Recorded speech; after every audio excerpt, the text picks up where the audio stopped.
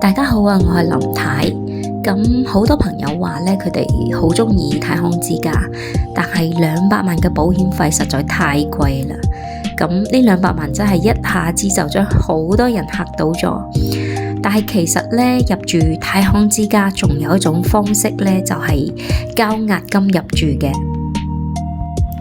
咁以廣州嘅月園為例啦，5萬嘅押金咧就可以入住噶啦，而且你後邊唔住嘅話可以退還呢個押金嘅。咁保險同押金應該點樣揀呢？係咪有咗押金我就唔需要買保險呢？咁我希望你睇完呢條片，相信你會揾到自己嘅答案嘅。首先呢，我哋要明確嘅一點係，保險其實佢真係優於押金入住嘅，因為保險係唯一一個可以保證入住太空之家我哋社區嘅一個方式嘅。而押金呢，會要通過一個叫排號卡嘅方式排隊入住。咁如果有啲城市，譬如話北京啊、上海啊、杭州啊咁樣嘅城市，佢入住率已經非常非常高嘅情況下呢，押金入住嘅話呢，就要等到半年以上啦，甚至於有可能都排唔入去嘅喎。如果你考慮你第時入住嗰個城市呢，入住率比較高嘅話，咁保險呢就係最好嘅選擇啦。其次呢，押金係解決當下確定性嘅問題。咁我舉個例子啦，上週我接待咗一位77歲嘅老太太，咁佢先生係10年前就走咗噶啦，佢個女喺美國呢就有自己屋企嘅。咁呢位老太太佢自己而家係可以自理嘅，佢嚟到月園需求都非常之明確。咁但係佢呢種情況呢，我就係推薦佢係押金入住嘅。點解呢？係因為佢年紀好大啦。咁我哋嘅年金保險呢，佢就需要一次性咁交完啦，保費係比較高嘅。咁年紀大嘅話，領取嘅年金嘅時間呢又好短喎，回本慢啦，咁所以整體上嗰個性價比就唔係好高啦。我哋知道年金險佢嘅優勢呢係在喺長期嘅福利嗰個積累咯。咁加上佢而家接落嚟呢，可以預見佢會有好多嘅大額嘅支出啦，譬如話病啊、去睇醫院啊呢啲，咁流動性資金嘅流動性都好重要噶。所以基於佢呢種情況呢，我就會推薦佢去押金入住咯。咁但係保險呢，保險係解決未來不確定性嘅問題。我哋話，咁我另一組嘅客戶呢係60歲嘅一對夫妻啦，咁佢哋參觀完太空之後，佢哋非常之滿意，咁佢又希望自己未來啦可以嚟到呢度養老。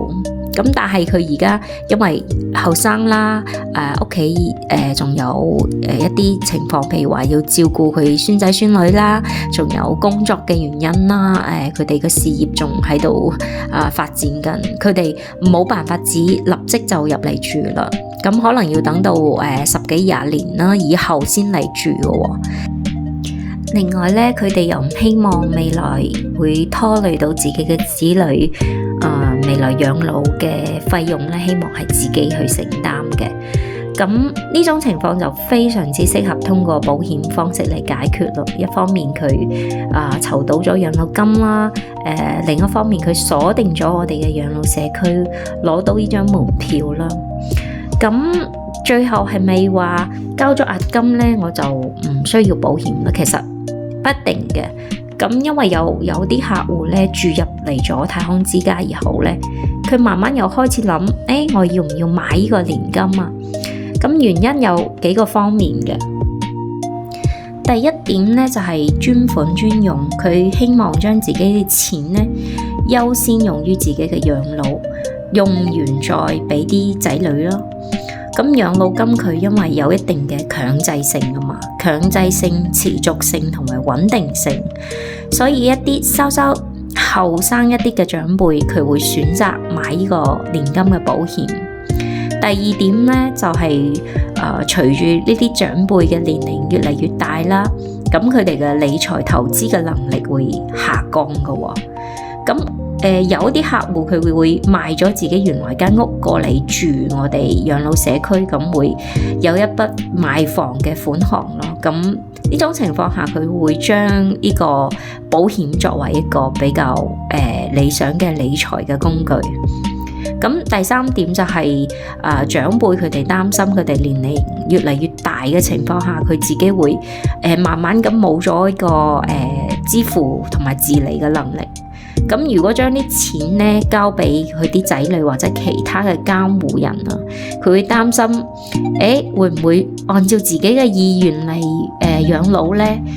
咁如果佢下下都要靠其他人嘅話呢，咁佢就會失去咗佢自己獨立嘅尊嚴咯。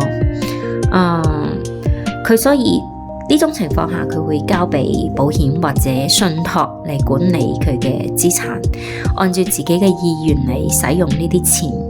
最後一點呢，就係一個傳承嘅安排啊。